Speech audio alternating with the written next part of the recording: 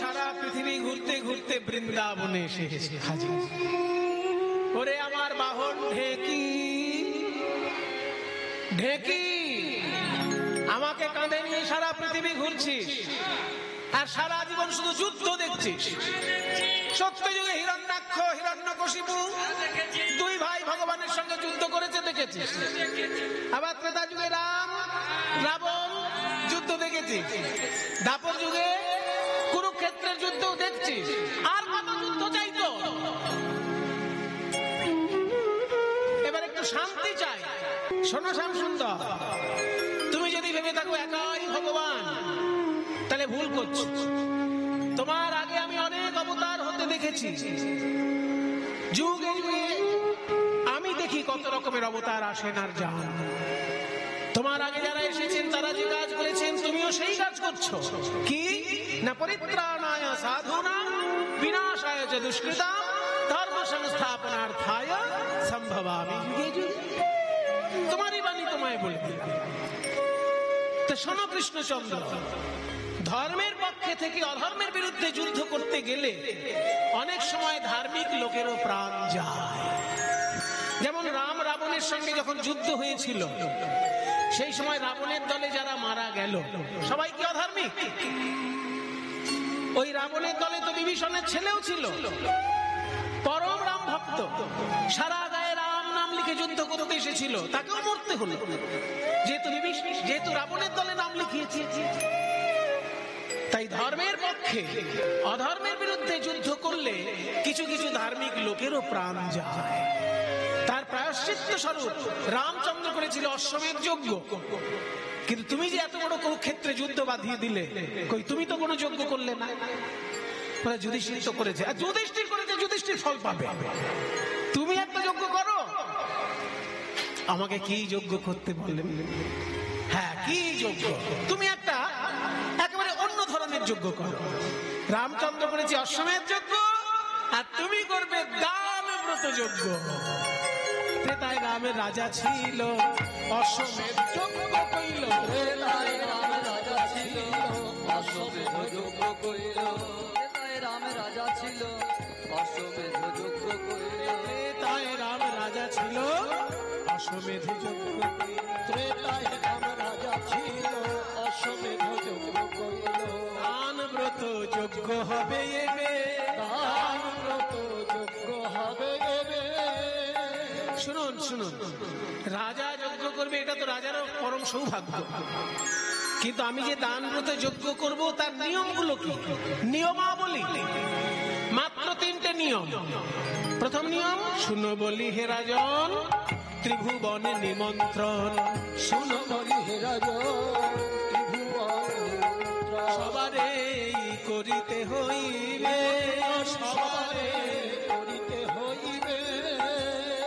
প্রথম নিয়ম হলো 3টে জায়গায় নিমন্ত্রণ করতে হবে। স্বর্গে দেবতা, মর্তে মানুষ, আর পাতালে নাগ কুল আর দৈত্যকুল। এই 3 ভুবনে নিমন্ত্রণ করতে হবে। বলে বাবা, স্বর্গ মর্ত পাতাল। তারপর যারা নিমন্ত্রিত হয়ে আসবে তাদেরকে যে যা চাইবে তাই দিবে, সবার আশা মিটাইবে। যে যা চাইবে তাই দিবে, সবার আশা মিটাইবে। যে যা চাইবে তাই দিবে, সবার আশা মিটাইবে। যে যা চাইবে তাই দিবে, সবার আশা মিটাইবে। যে যা চাইবে তাই দিবে, সবার আশা মিটাইবে। যে যা চাইবে তাই দিবে, সবার আশা মিটাইবে। দান সবাইকে করিবে হাসি মুখে, দান সবাইকে করিবে হাসি মুখে। সবাইকে দান করতে হবে, কিন্তু মুখে যেন হাসি থাকে। কিছু মনে করবেন না বাবা, যেহেতু ঠাকুর মশাই ঘরে জন্ম নিয়েছি তো পুজো করতে গিয়ে দান অনেকবার গ্রহণ করতে হয়েছে। কিন্তু যখন দাতা দান করে তার মুখের দিকে তাকালে আর নিতে ইচ্ছে করে, মানে এমন ভাবে দান করছে অতি কষ্টে, যেন না দিলেই ভালো হতো। ওই রকম ভাবে দান আপনার করার দরকার নেই। দান না করবেন তাও ভালো, কিন্তু দান যদি করবেনই মুখে যেন হাসি থাকে, কারণ মনে কষ্ট নিয়ে দান করলে সে দানের পূর্ণ হবে না। তাই আপনার সাধ্য মতো আপনি দান করবেন, কিন্তু মুখে যেন হাসি থাকে। দান সবাইকে করিবে হাসি মুখে, দান সবাইকে করিবে হাসি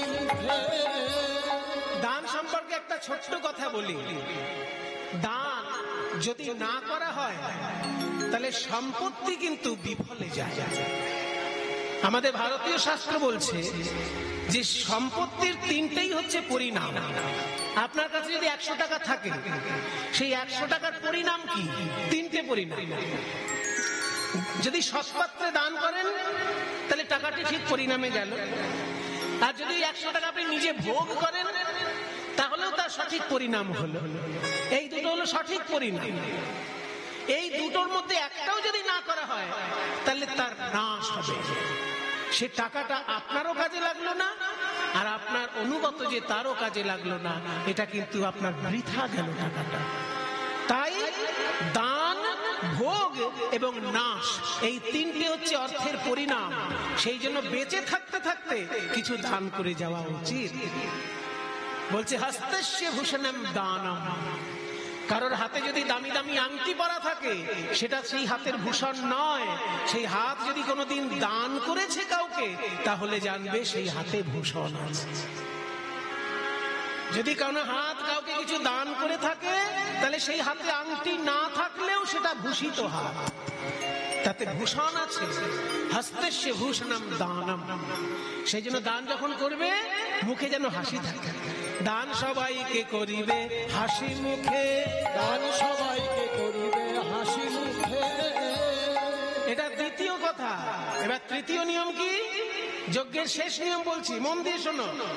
সর্বশেষে দান দিয়া ভিক্ষার ঝুলি স্কন্ধে লইয়া, সর্বশেষে দান দিয়া ভিক্ষার ঝুলি স্কন্ধে লইয়া, ভিক্ষা করি যাবে মন সুখে, ভিক্ষা করি যাবে মন সুখে। দান করার পর যাদের কাছে দান করেছো তাদের কাছে গিয়ে আঁচল পেতে ভিক্ষা চাইবে। বলে এটা আবার কেমন কথা হলো? মনে করুন আমি কৃষ্ণবাবুকে 100 টাকা দান করলাম, আবার আমি কৃষ্ণবাবুর কাছে গিয়ে বলবো আমায় ভিক্ষা দে। লোকে আমাকে হাসি ঠাট্টা করবে না আমাকে নিয়ে? বলে না না, হাসি ঠাট্টার মতো আপনি ভিক্ষা করবেন কেন? মনে করুন আপনি রাজা মানুষ, কাউকে 1 কোটি টাকা আপনি লিখে দিলেন চেকে, একটা 1 কোটি টাকা দান করলেন। এবার সেই লোকটার কাছে গিয়ে যদি আপনি আঁচল পেতে বলেন, ওই যে আমি 1 কোটি টাকা দিয়েছি, ওর মধ্যে 1 টাকা তুমি আমায় ভিক্ষা দাও। 1 কোটি টাকা দান করার পর 1 টাকা ভিক্ষা চাইলে কেউ কি হাসবে? বলে না, হাসবে না কেউ। কিন্তু আমি চাইবো কেন? বলে চাইলে আপনারই লাভ। আপনি দান করার পর তার কাছে যদি আঁচল পেতে ভিক্ষা করেন, আপনার দানের অহংকার দূরে যাবে, দানের অহংকার দূরে যাবে, অহংকার দূরে যাবে। দান করে ভিক্ষা করবে, দানের অহংকার দূরে যাবে। দান করে ভিক্ষা করবে, দানের অহংকার দূরে যাবে। দান করে যদি ভিক্ষা করেন, আপনার অহংকার কোনোদিন হবে না। এটাই লাভ। আপনি কোনোদিন বুক ফুলিয়ে কাউকে বলতে পারবেন না, আমি তোমায় 1 কোটি টাকা দিয়েছি মনে রেখো, সেটা নয়। কারণ যেমন 1 কোটি দিয়েছেন, তেমনি তার কাছে 1 টাকা ভিক্ষা চেয়েছে। তাই দানের অহংকার আপনার হবে না। ভালো কথা। এই 3টে যে নিয়ম শুনলাম, এই যজ্ঞ করার সময়, এই যজ্ঞটা যদি সম্পূর্ণ হয় কোথায় হবে?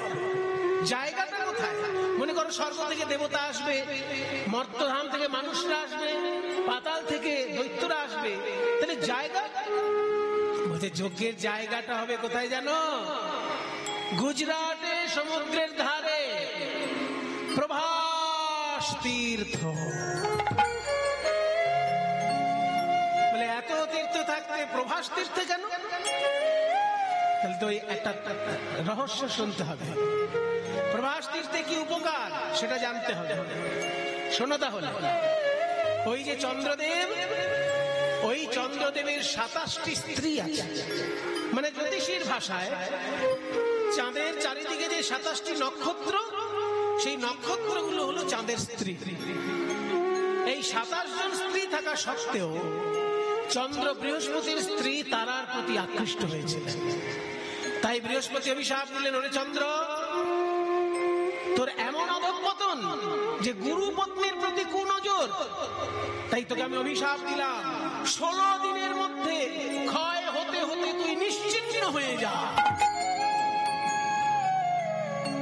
কারোর অভিশাপ কাজে লাগুক না লাগুক, গুরু যদি অভিশাপ দেয় কাজে লেগে যাবে।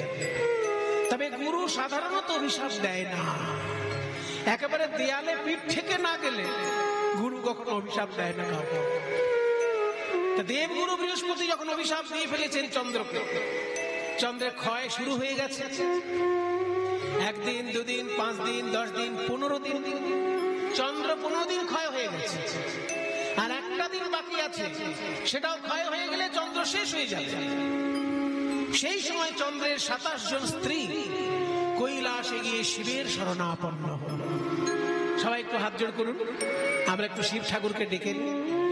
ওম নমঃ শিবায়, ওম নমঃ শিবায়, ওম নমঃ শিবায়, ওম নমঃ শিবায়। প্রভুমীশ মনীষ মশেষ গুণম গুণহীন মহেশ গণাভরণম রণনির্জিত দুর্জয় দৈত্যপুরম প্রণমামি শিবং শিবকল্পতরু।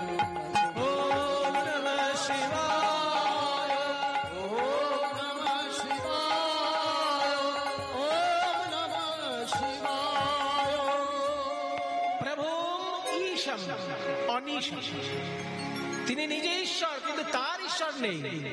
ওই জন্য বলছে ঈশম অন ঈশম। যেমন আদি অনাদি, আমরা বলি না অনাদির আদি গোবিন্দ, মানে গোবিন্দ হচ্ছেন আদি, তিনি অনাদি, তার কোনো আদি নেই। সেই জন্য অনাদি তিনি, আর তিনি নিজে আদি। অনাদি এবং আদি, এটা সংস্কৃতে সন্ধি করে অনাদির আদি হয়ে যায়। ওখানে কিন্তু বাংলা নেই। আমরা ভাবি অনাদির আদি, অনাদির আদি গোবিন্দ, তা নয়। দুটো শব্দ, অনাদি বিসর্গ, পরে আছে আদি, ওই জন্য বিসর্গটা রয়ে পরিণত। অনাদি এবং আদি, তিনি নিজে আদি এবং তিনি নিজে অনাদি, মানে তার কোনো আদি নেই। তেমনি শিব ঠাকুর সম্পর্কে বলা হচ্ছে তিনি ঈশম কিন্তু অনিশম, তার কোনো ঈশ্বর নেই। তাই বলছে প্রভু ঈশম অনিশম অশেষ গুণম, অশেষ গুণাবলীর ধারক শ্রী শিব ঠাকুর। রণনির্জিত দুর্জয় দৈত্যপুরম, তিনি এমন যুদ্ধ করেছেন যে দুর্জয় ত্রিপুরকে তিনি জয় করেছেন। সেজন্য ত্রিপুর, ত্রিপুরকে জয় করেছেন বলে ত্রিপুরারি। রণনির্জিত দুর্জয় দৈত্যপুরম, রণনির্জিত দুর্জয় দৈত্যপুরম প্রণমামি শিবং শিবকল্পতরু। শমনীশম শেষ গুণম গুণহীন মহেশ রণনির্জিত দুর্জয় দৈত্যপুরম প্রণমামি শিবং শিবকল্পতরু। ওম নমঃ শিবায়। মহাদেবন মহাত্মানম মহাশিবায় যোগী শিবাশরম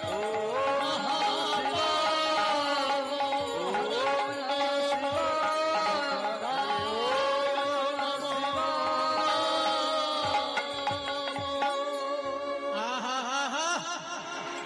কে তোমরা এরকম ভাবে আমাকে ডাকছো? আমার ধ্যান নষ্ট হয়ে যাচ্ছে।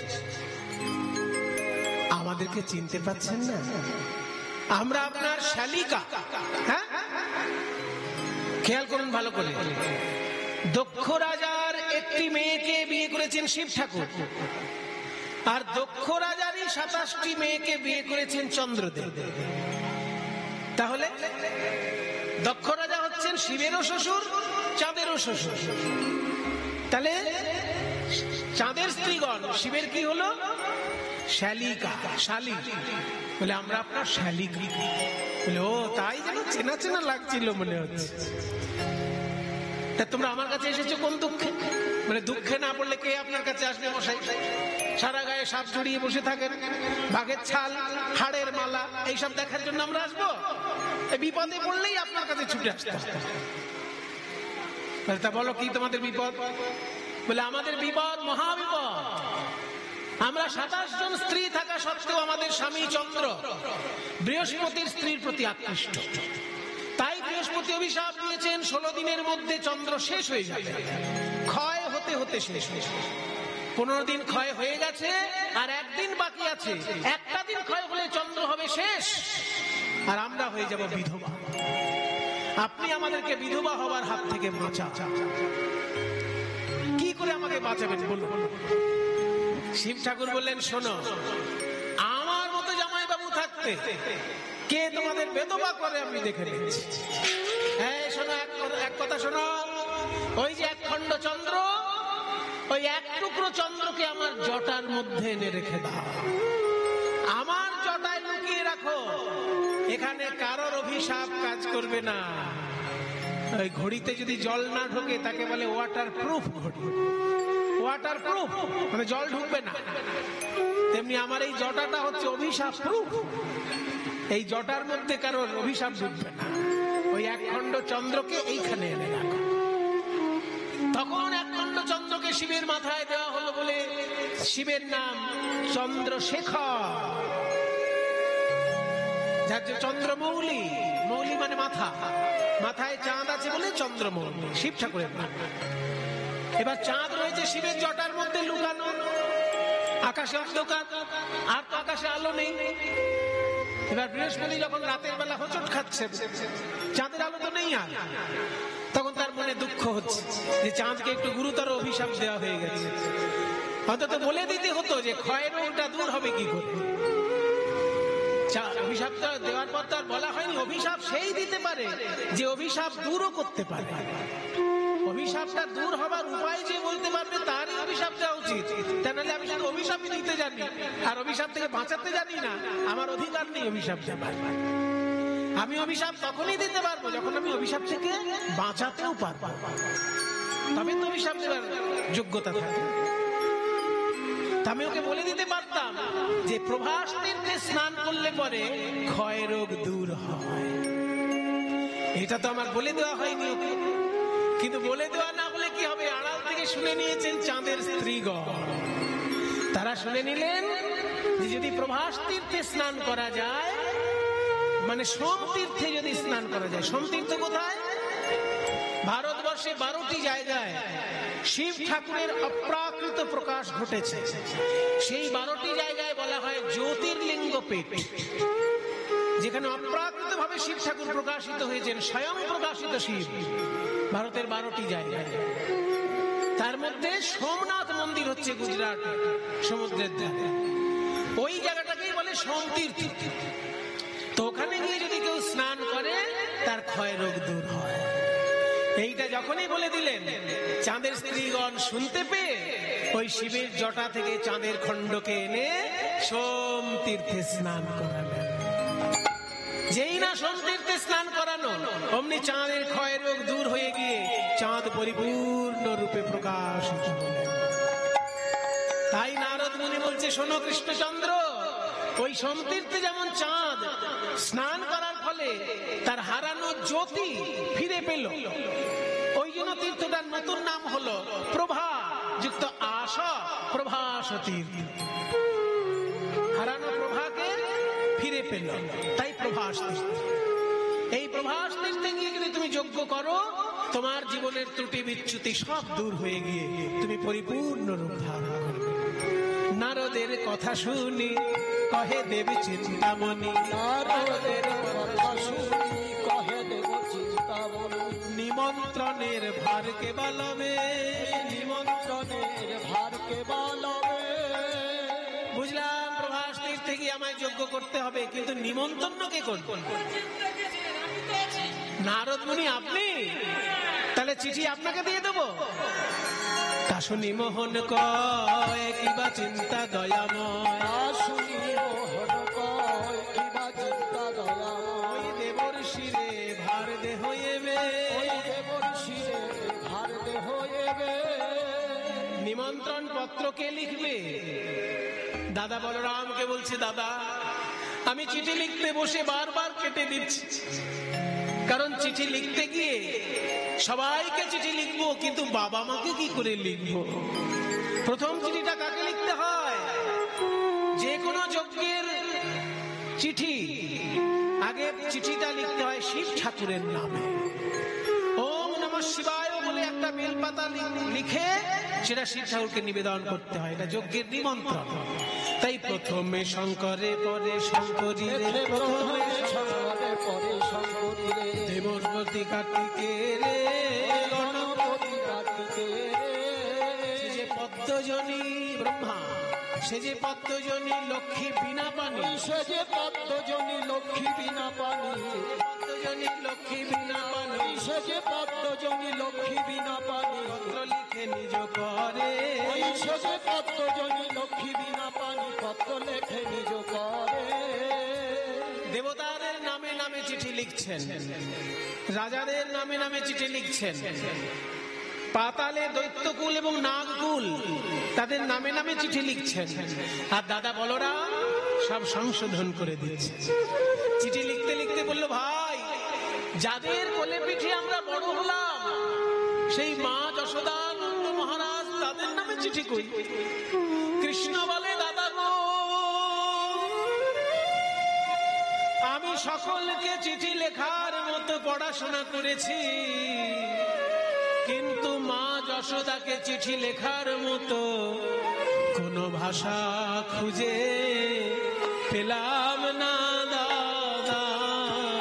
ভাষা খুঁজে পেলাম না দাদা, আমি কেমন এবার ক্ষমা চাইব, কত ব্যথা দিলাম ওই মায়ের প্রাণে, আমি আমি কেমন ক্ষমা চাইব, ভাষা খুঁজে পেলাম না দাদা। বলাই দাদা বলছে, আমি বলছি তুই লেখ।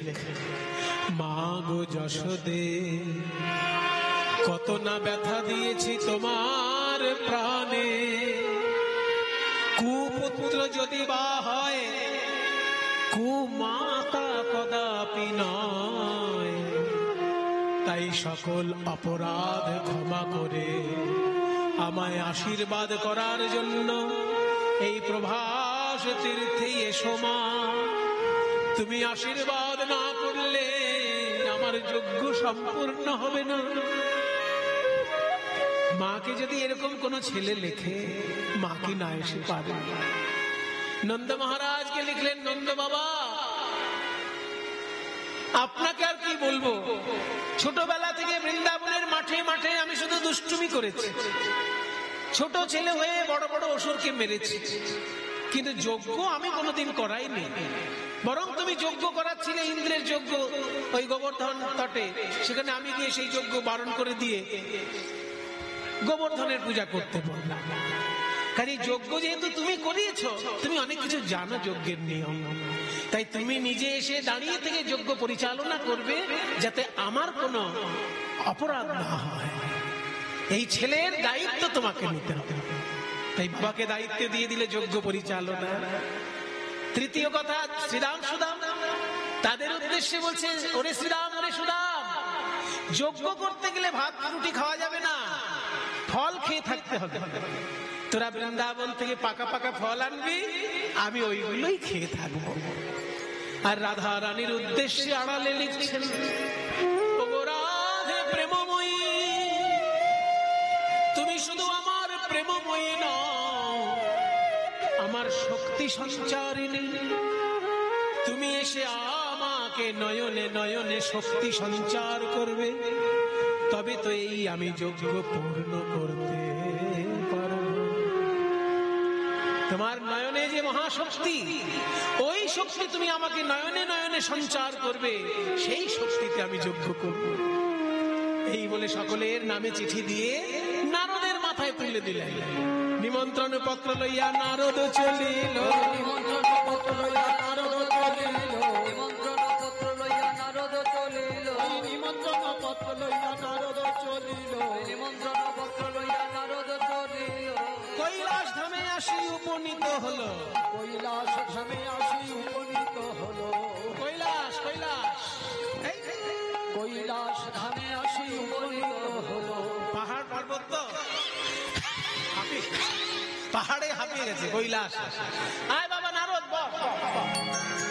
পত্রহেরি ভোলানাথের আনন্দিত মন, পত্রহেরি ভোলানাথের আনন্দিত মন, বম বম বলি ভোলা করাই নর্তন, বম বম বলি ভোলা করয়ে নর্তন, বম বম বলি ভোলা করয়ে নর্তন।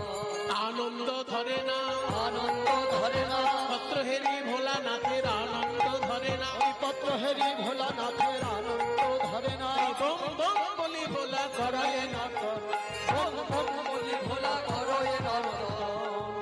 মনের আনন্দে শিব ঠাকুর নাচছেন। ফিরে তুই এখানে কি করতে এসেছিস? বাবা মহারাজ মহাদেব, শোনো মামা, তুমি শুধু এই কৈলাসে বসে ধ্যানই করে যাও, পৃথিবীতে কি হলো কোনো খবর রাখলেন না। কি বলছে শুনলেন? বলছে আমি কেন নেবো, সব অফিসার ফিট করা আছে। এবার এই নারদমণিও ওনার একজন অফিসার। শোনো মামা, আমি নতুন খবর এনেছি। শ্রীকৃষ্ণচন্দ্র দ্বারকার প্রভাস তীর্থে দান ব্রত যজ্ঞ করতে চলেছে, আর সেই যজ্ঞে প্রথম চিঠি তোমার নামে। তুমি একা নও, সাঙ্গ পাঙ্গ সঙ্গে নিয়ে যেতে পারবে। হ্যাঁ, তোমার সঙ্গে কারা? ভূত নন্দী ভৃঙ্গি সবাইকে নিয়ে যাবে। পত্রহেরি ভোলানাথের আনন্দিত মন, পত্রহেরি ভোলানাথের আনন্দিত মন, পত্রহেরি ভোলানাথের আনন্দিত মন। বম বম বলি ভোলা করায় নর্তন, বম বম বলি ভোলা করয়ে নর্তন। আনন্দে শিব ঠাকুর নাচতে লাগলেন। পাতালে দৈত্যকুল নাগকুলকে নিমন্ত্রণ সেরে মর্তধামে সমস্ত রাজ্যে নিমন্ত্রণ সম্পূর্ণ করে বৃন্দাবনে এলো নারদ। দেখে শ্রীরাম সখা পটেতে আঁকা শ্যামের মূরতি করে। দেখে শ্রীরাম সখা পটেতে আঁকা শ্যামের মূরতি করে। পাকা পাকা ফল লইয়া বলে ভাই কানাই খারে খারে। পাকা ফল লইয়া বলে ভাই কানাই খারে খারে। কানাই, আমরা তোকে এঠো ফল খাওয়াতাম বলে তুই রাগ করে দারুকায় চলে গেছিস। এঠো ফল খাওয়াবো না রে, আমরা এঠো ফল খাওয়াবো না রে। শ্রীরাম নারদমণি, আমাদের ভাই কানাই কেমন আছে? ওরে শ্রীরাম, তোদের ভাই কানাই বিরাট বড় যজ্ঞ করবে, আর সেই যজ্ঞে তোদেরকেও যেতে হবে। ভাত রুটি খেতে পারবে না, ফল খেয়ে থাকতে হবে। আর এই বৃন্দাবনের পাকা পাকা ফল তোরাই নিয়ে যাবি। শ্রীরাম শ্রীরাম বলছে আর তাহলে কান্নাকাটি করা যাবে না, চল বৃন্দাবনের আমের আম কাঁঠালের সময় ভালো করে আম কাঁঠাল নে। হ্যাঁ, গরুর গাড়ি বোঝাই করে নিয়ে যাবো। জামরুল জাম লিচু সব ফল নিবি। শ্রীরাম সুদাম চলল, আরো দুই পায়ে গিয়ে দেখছে নন্দ পিতা জেলেছে চিতা প্রাণ তেজিবার তরে। দেখে নন্দ পিতা জেলেছে চিতা প্রাণ তেজিবার তরে। ওরে তোরা চিতা সাজা, আমার গোপালকে দেখে না দেখে আমি আর থাকতে পারছি না। নারদ মুনি বলছে মহারাজ, আপনি সারা গায়ে ঘৃত লেপন করে দাঁড়িয়ে আছেন কেন? নারদ, আমি যে আর সইতে পারছি না, আমি চিতায় ঝাঁপ দেবো ভাবছি। সর্বনেশে কথা বলবেন না মহারাজ। আপনার ছেলে গোপাল দান মতো যজ্ঞ করছে প্রভাস তীর্থে, আর এই দেখুন চিঠিতে লিখেছে আপনি দাঁড়িয়ে থেকে সেই যজ্ঞ পরিচালনা করবেন, যাতে কোথাও ত্রুটি বিচ্যুতি না থাকে। ও মা, তাই? তাহলে তোমার বিরাট বড় দায়িত্ব। এই, আমাকে তোরা রাজ সাজে সাজিয়ে দে, আমি রাজার বাবা হয়ে যাব। ওদিকে নন্দ মহারাজের দৃশ্য দেখে আরো দুপায়ে গিয়ে দেখছে মা নন্দ রানী করে নমনি, ফিরে দারে দারে।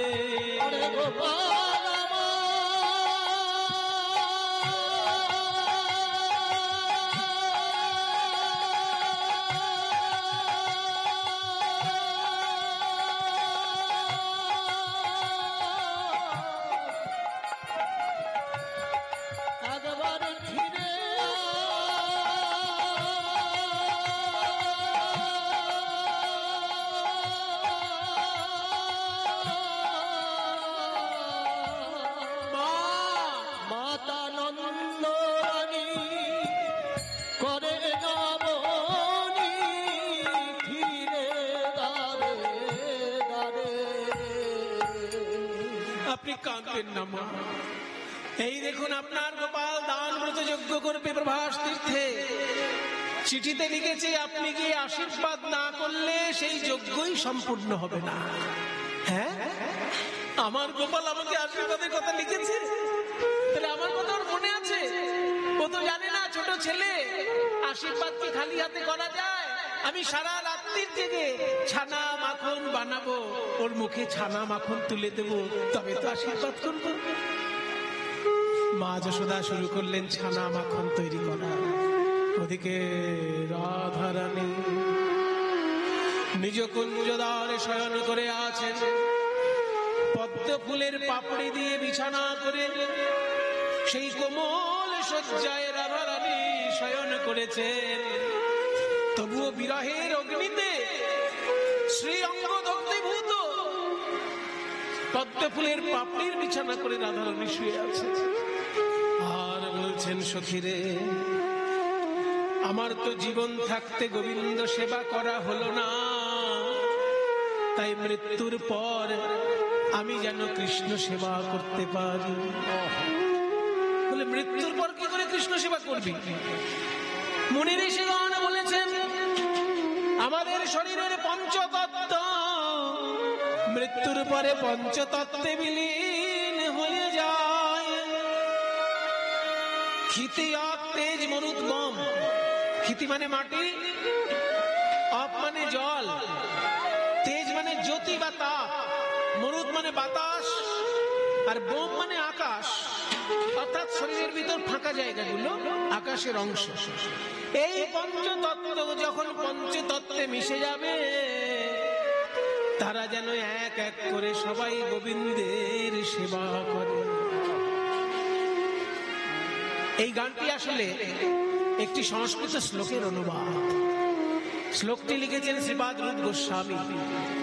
পঞ্চত্বং তনুরেতু ভূত নিবাহ স্বাংশে বিশন্তি স্ফুটন ধাতারং প্রণিপন্ত হন্ত শিরসা তত্রাপি याचे वरम।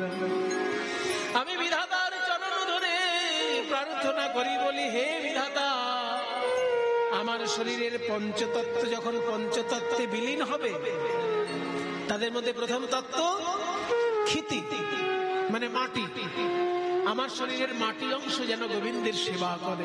কিভাবে না, যে পথে গোবিন্দ হেঁটে হেঁটে যাবে, আমার শরীরের মাটি যেন সেই পথের চরণ ধুলা হয়ে থাকে। যাহা পহু অরুণ চরণে চলি যাত,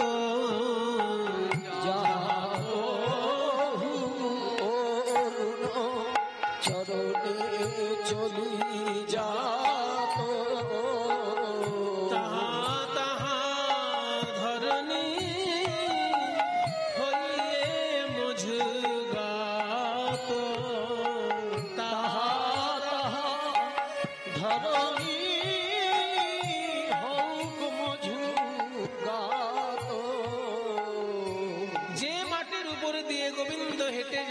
আমার শরীরের মাটি, মাটি যেন সেই পথে যায়, মাটি যেন সেই পথে যায়, আমি তার পদধূলা হয়ে রব, শরীরের মাটি যেন সেই পথে যায়, ওই পদধূলা হয়ে যাব, তার রাঙা চরণ পরশে পাবো, ওই পদধূলা হয়ে যাব, রাঙা চরণ পরশ পাবো, পদধূলা হয়ে যাব, শরীরের মাটি যেন সেই পথে যায়, তাহা আমার শরীরের মাটি অংশ যেন তার পথে যায়, যে পথে সে হেঁটে যাবে। তারপরে অপ মানে জল, আমার শরীরের জল অংশ কোথায় যাবে? যো সরোবরে বধূ নিতে নিতে না মধু অঙ্গ সলিল জগত ছুমা, যে সরোবরে গোবিন্দ নিত্য স্নান করে, আমার শরীরের জল অংশ যেন সেই সরোবরে গিয়ে তাকে স্নান করিয়ে দেয়। খিতি অপ তেজ, তৃতীয় তত্ত্ব হচ্ছে তেজ। তেজ মানে জ্যোতি। আমার শরীরের জ্যোতিটা কোথায় যাবে? না, যে আয়নায় গোবিন্দ মুখ দেখে, আমার শরীরের জ্যোতি অংশ সেই আয়নায় গিয়ে তার মুখমণ্ডলকে যেন উজ্জ্বল করে তোলে। যোদর্পণে বধূ নিজ মুখ চাহ, যোদর্পণে বধূ নিজ মুখ চাহ, মধু অঙ্গ জ্যোতি জগত ছুমা, মধু অঙ্গ জ্যোতি জগত ছুমা, আমার শরীরের জ্যোতি তার আয়নায় দিয়ে যেন তার শ্রী মুখমণ্ডলের জ্যোতিকে আরো উজ্জ্বল করে দেয়। খিতিয়া তেজ মরুত, চতুর্থ হচ্ছে মরুত মানে বাতাস। আমার শরীরের বাতাস অংশটা কোথায় যাবে? না, জয়ী বিজনে বধূ বিজয়ী গত, যে পাখা দিয়ে গোবিন্দ হাওয়া যায়, হাওয়া খায়, মধু অঙ্গ মরুত হোক মৃদু বাত, আমার শরীরের মরুত অংশ যেন সেখানে মৃদু বাতাস হয়ে তাকে সেবা করে। এবার পঞ্চম তত্ত্ব হচ্ছে আকাশ তত্ত্ব। শরীরের ভিতরের ফাঁকা জায়গাগুলো আকাশের অংশ, তাহলে আকাশের সঙ্গে তো আমার শরীরের আকাশও মিশে যাবে, সে কি করে সেবা করবে? জয়ী গগনতলে ভরময়ী শ্যাম, যে গগনতলে আমার গোবিন্দ ভ্রমণ করে, মধু অঙ্গ গগন জগত ছুটা, আমার শরীরের আকাশ অংশ যেন সেখানে চলে যায়। তার মানে যে আকাশের তলায় গোবিন্দ দাঁড়িয়ে থাকবে, আমার শরীরের আকাশ যেন সেখানে যায়। তাহলে সেবা করবে কি করে? সেবা, আমি মেঘ হয়ে ছায়া ধরব, মেঘ হয়ে ছায়া ধরব, মেঘ হয়ে ছায়া ধরব, আমি মেঘ হয়ে ছায়া ধরব, তার তাপিত অঙ্গ শীতল হবে, আমার অঙ্গের ছায়া লেগে, তাপিত অঙ্গ শীতল হবে, আমার অঙ্গের ছায়া লেগে, তাপিত অঙ্গ শীতল হবে, মেঘ হয়ে ছায়া ধরব। এই যে পঞ্চতত্ত্বের সেবার একটি সুন্দর পদ যিনি লিখেছেন, তার উদ্দেশ্যে সবাই একবার প্রণাম করুন, কারণ আমরা তাদেরকে এর বেশি কিছু দিতে পারবো না। পদকর্তা গোবিন্দ দাসের উদ্দেশ্যে সবাই একবার প্রণাম করুন। গোবিন্দ দাস কি বলছেন? গোবিন্দ দাসে কহে কাঞ্চন গৌরী, গোবিন্দ দাসে কহে, বেশি দূর নয়, চলো গো, আপনাদের এখান থেকে গঙ্গা পেরোলেই সব মহাতীর্থ। গঙ্গা পেরোলেই ওপারে চলে যাবেন, কাটোয়ার পরেই শ্রীখণ্ড, কাটোয়ার পাশে শ্রীখণ্ড আছে না, ওই শ্রীখণ্ডই হচ্ছে গোবিন্দ দাসের জন্মস্থান। ওই শ্রীখণ্ডের মধ্যে একটা গাছতলায় কালী পুজো হয়, সেই কালী পুজো স্বয়ং গোবিন্দ দাস মহাশয় করতেন। গোবিন্দ দাসের আরাধিত সেই কালী পুজো এখনো শ্রীখণ্ডের মাটিতে হচ্ছে। কাজে এত সুন্দর আমাদের যুগে যেমন রবীন্দ্রনাথ শ্রেষ্ঠ কবি, তেমনি মধ্যযুগের পদাবলী সাহিত্যে গোবিন্দ দাস হচ্ছেন সর্বশ্রেষ্ঠ পদকর্তা। তার জন্মস্থানেই পাশেই শ্রীখণ্ড, গিয়ে একবার প্রণাম করে আসবে। গোবিন্দ দাসে কহে কাঞ্চন গৌরী, গোবিন্দ দাসে কহে কাঞ্চন গৌরী, সোমর কত তনু তোহে গিয়ে ছড়ি, সোমর কত তনু তোহে গিয়ে ছড়ি। ভাগ্যবান পদকর্তা গোবিন্দ দাস বলছেন, এই অপরাধে তুমি যদি এক টুকরো সোনা হও, তাহলে আমার গোবিন্দ হলো এক টুকরো নীলা পাথর। এক টুকরো সোনা আর এক টুকরো নীলা পাশাপাশি যদি থাকে, উভয়কে অলঙ্কৃত করে। সোনার ছটা নীলায় গিয়ে পড়ে, আবার নীলার ছটা সোনায় গিয়ে পড়ে।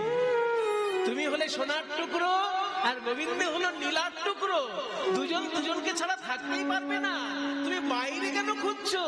একবার খুঁজে দেখো হৃদয় মাঝে, খুঁজে দেখো হৃদয় মাঝে, কালো কৃষ্ণ লুকায়ে আছে, সে তো তোমা বিনা রইতে না রে।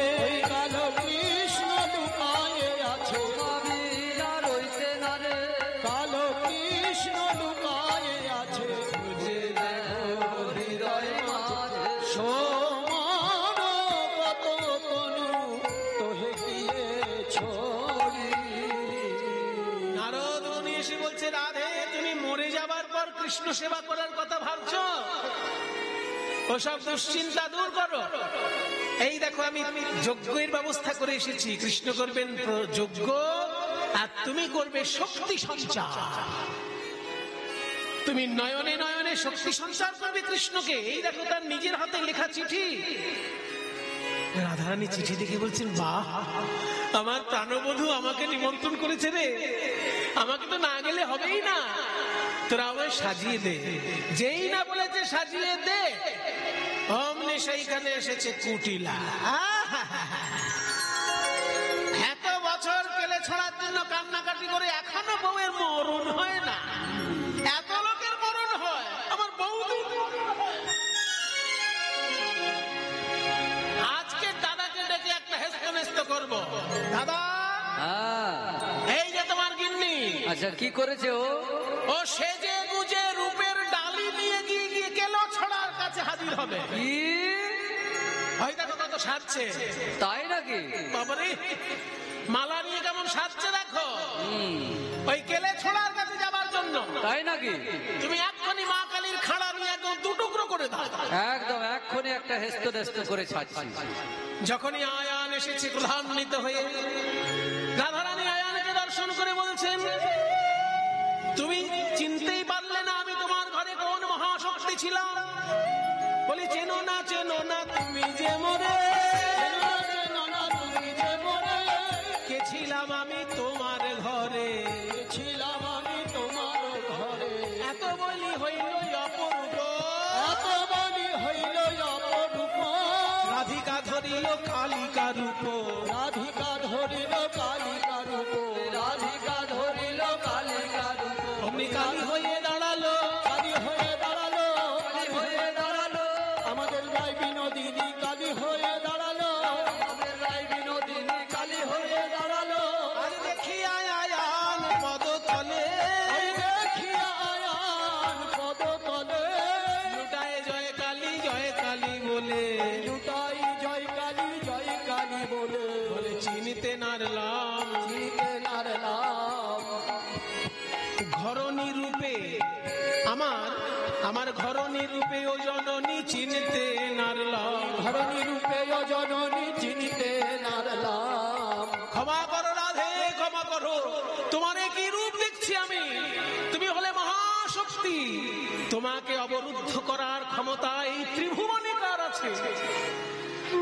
তাই তুমি যাও সেই মহাযজ্ঞে, আমার হয়ে দু কথা তুমি কৃষ্ণ চরণে বলে এসো। রাধারানীর মধ্যে কালী রূপ দর্শন করে করজোড়ে স্তব করতে লাগলেন আয়া।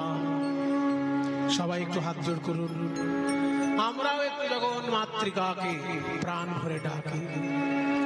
ওম রাত্রি ব্যাখ্যাদতি ত্বং স্বাহা ত্বং স্বধা ত্বঙেব ষড্গানস্বরাত্মিকা सुधात्मकशरे नित्ये त्रिधा मात्रात्मिका स्थिता अर्धमात्रा स्थिता नित्या यानोचार्या विशेषतः त्वमेव सा सावित्री त्वं देवी अग्निपरा त्वयैव धार्यते सर्वं त्वयैतत्सृज्यते जगत् त्वयैतत्पाल्यते देवी तमत्सन्ते च सर्वदा विशिष्टौ सृष्टिरूपा त्वं स्थितिरूपा च पालने तथा संहृतिरूपान्ते जगतोऽस्य जगन्मये महाविद्या महामाया महामेधा महास्मृतिः महामोहा जगवती महादेवी महाशूली प्रकृतिस्त्वं हि सर्वस्य गुणत्रय विभाविनी कालरात्रिर्महारात्रिर्मोहरात्रि शदाता त्वं श्री त्वमीश्वरी त्वं हि त्वं लज्जा पुष्टिस्तथा तुष्टिस्त्वं शान्तिः शान्तिरेव च खड्गिनी शूलिनी घोरा गदिनी चक्रिणी तथा शङ्खिनी चाविनी बाण भूषुण्डे परिघायुधा सौम्या सौम्यतरा शेष सौम्यभ्यस्पति सुन्दरी परापराणां परमा त्वमेव परमेश्वरी